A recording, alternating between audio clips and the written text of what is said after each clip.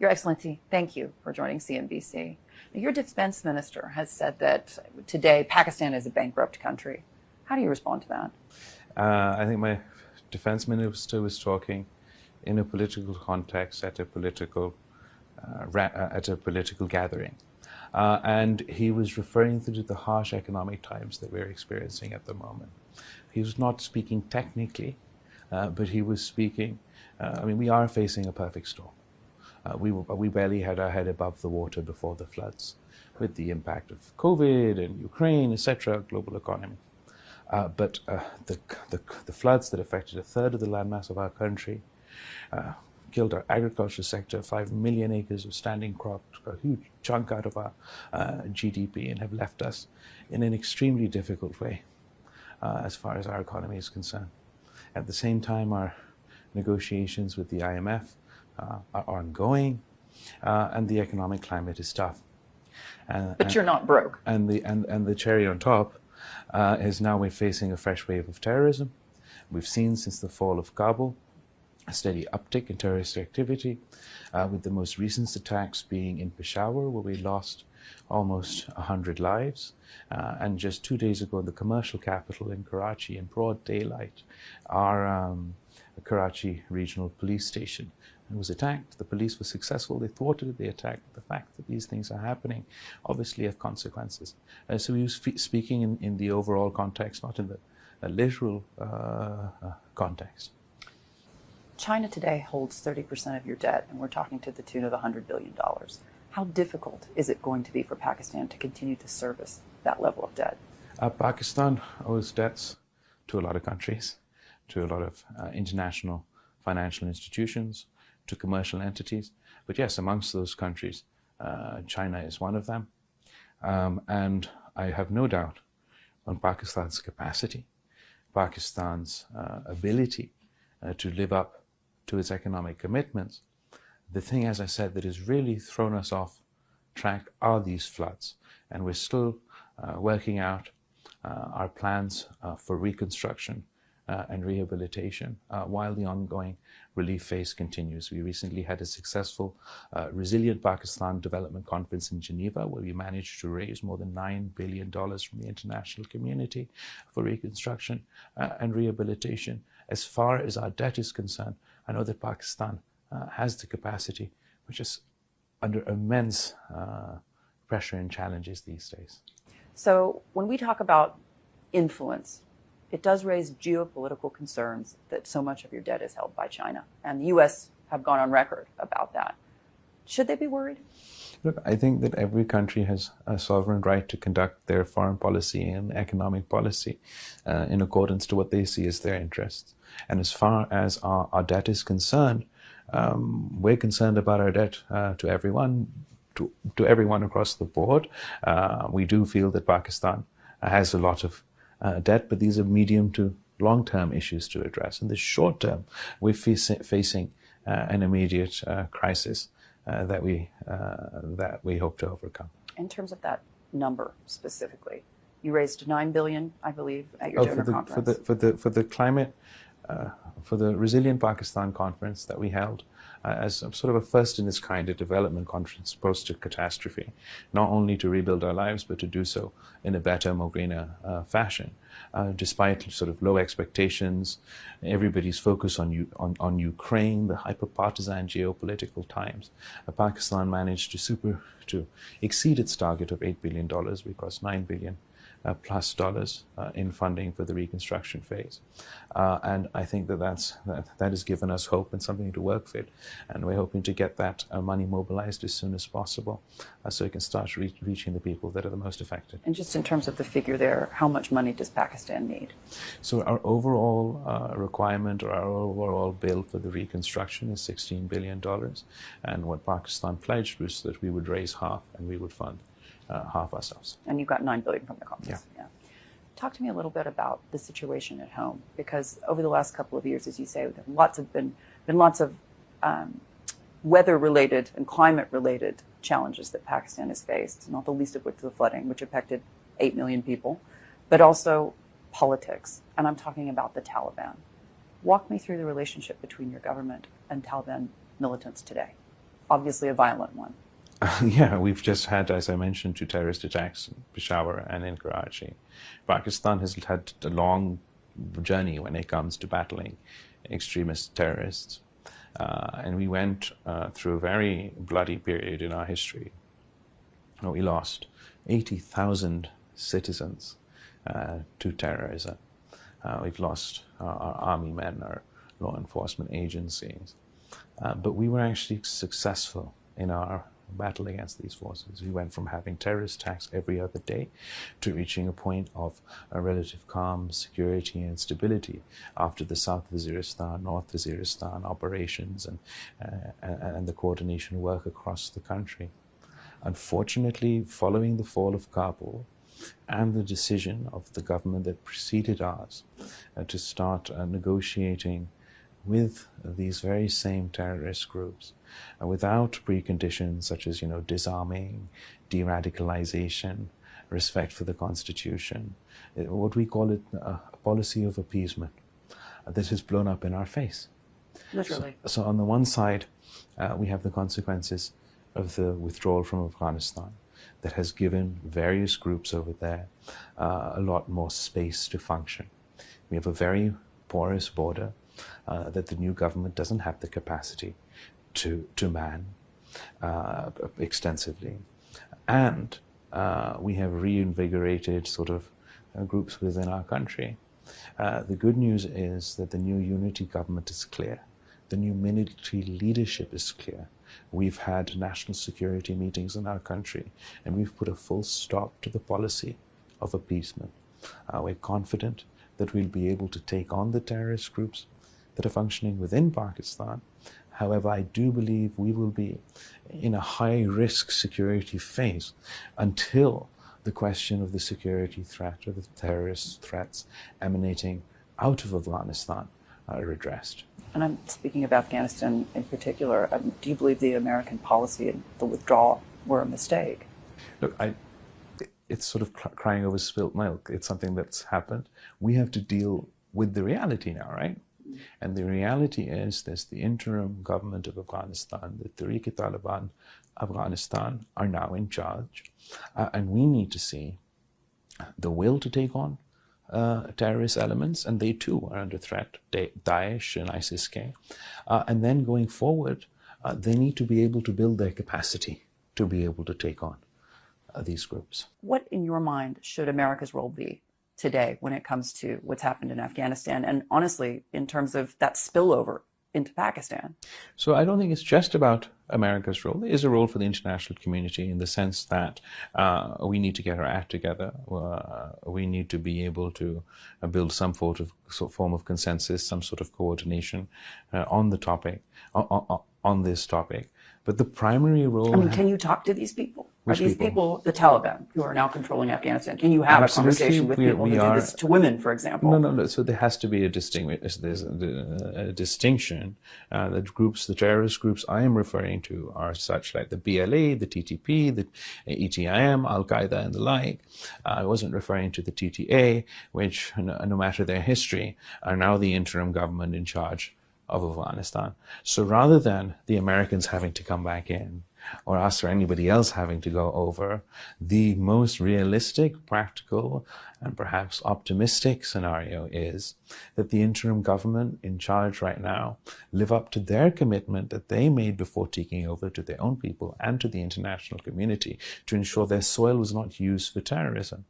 And if they demonstrate the will and build the capacity to be able to take them on and deal with this threat, then I think that solves quite a lot of the problem for the region and for the international community.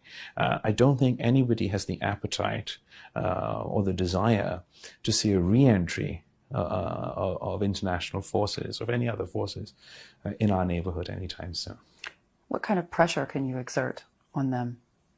I don't think that they respond to threats or pressure well. I think that's what we've seen over the past year. I think engagement is important, but there has to be an environment conducive to have that engagement. And our message to the interim government in Afghanistan has been to sort of help us help them.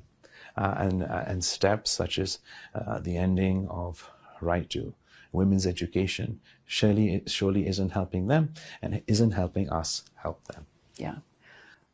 I just want to talk about issues a bit closer to home.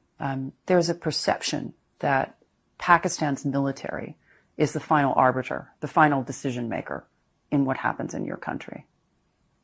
So I think Pakistan has had a history that isn't hidden from anyone. We've had more than half the time of our country's history under direct military rule and various transitions in between. At the moment, I believe that Pakistan is in a period of transition, and absolutely it could go either way. It could mean a success and a strengthening for democratic forces, or it could mean a success and a strengthening for unconstitutional, undemocratic forces. But I think what we're witnessing, a couple of historical things have happened recently. One with the removal of Mr. Khan through a vote of no confidence. It's the first time the institution of Parliament has constitutionally and democratically removed a Prime Minister. That is an institutional democratic milestone. You might not like the results of it if you're from his party, but in the course of Pakistani's history, that is a fundamental achievement, that a military man hasn't come in and pulled out a prime minister, or a court hasn't ordered for them to go.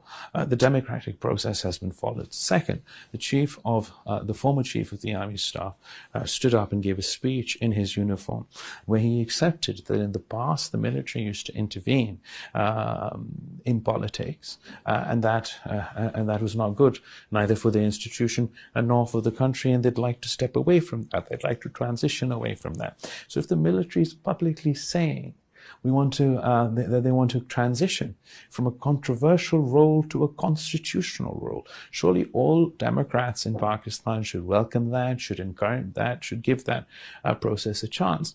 The problem we have with our opposition is what they're saying is, no, you need to have a role, come back, have a role, and help us get back into power, which, given the experience of Pakistan's history, we know that doesn't serve the interests of our people.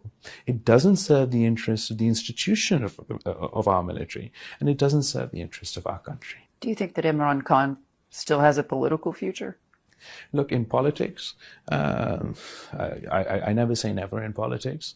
What I would encourage him would be to pursue the democratic path. This has been my message to Mr. Khan ever since he was Prime Minister, when he was leaving office, and up until this day. He will most certainly have a future in politics if he strives to pursue a democratic path.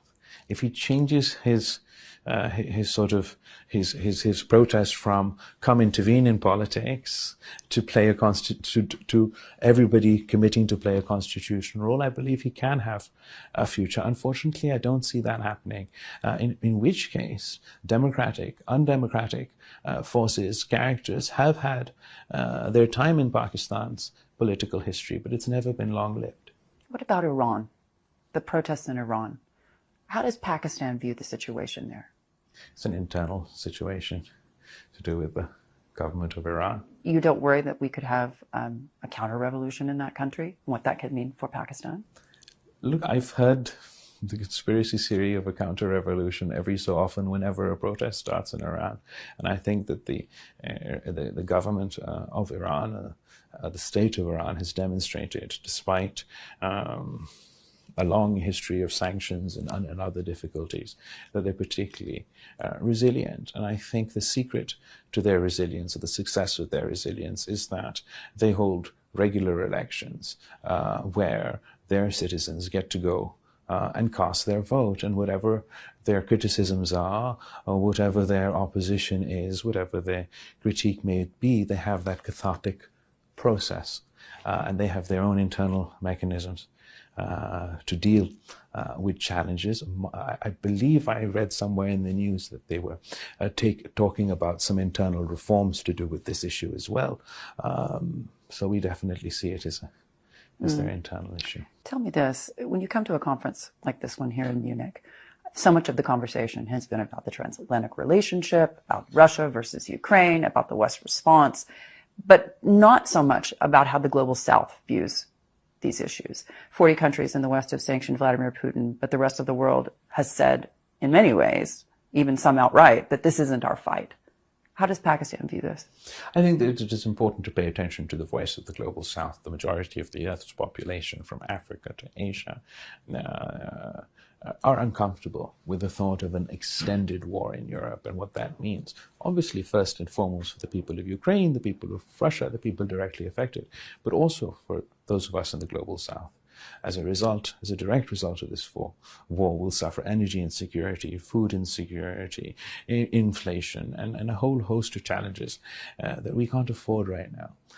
So when we call for dialogue and diplomacy to be deployed in the use of peace, we don't mean it as a criticism of anyone's position. We just see it as in the better interest of all those involved in the conflict, and those of us who are indirectly affected. And speaking of that, reference to peace, is it a mistake in your mind that there hasn't been an international peace conference for Ukraine? I think that that's a very valid criticism. And I think it really does go to show that there's a global vacuum of leadership. Who has picked up the mantle of peace? Who is the trusted leader on the world stage who can straddle the geopolitical divide? I think we've had some success stories. You've had the grain deal, for example, brokered by Turkey. And yes, in Turkey and the United Nations. But I think there still is a question about, has enough been done in the pursuit of peace? Yeah. When you take a step back and look at the situation that not just Pakistan finds itself in today economically, but also in terms of the climate question, what do you see as the single greatest challenge, frankly, for the global community?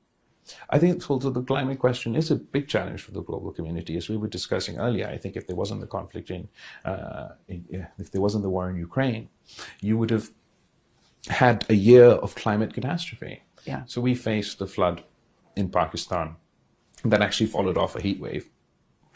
While we were experiencing the floods in Pakistan, China was experiencing the biggest heat wave they've ever experienced. This was the year of forest fires in the Amazon, in California, in London, in Australia, and then I believe California also flooded. New Zealand is also going through floods. I mean, this is the year of natural disasters as well.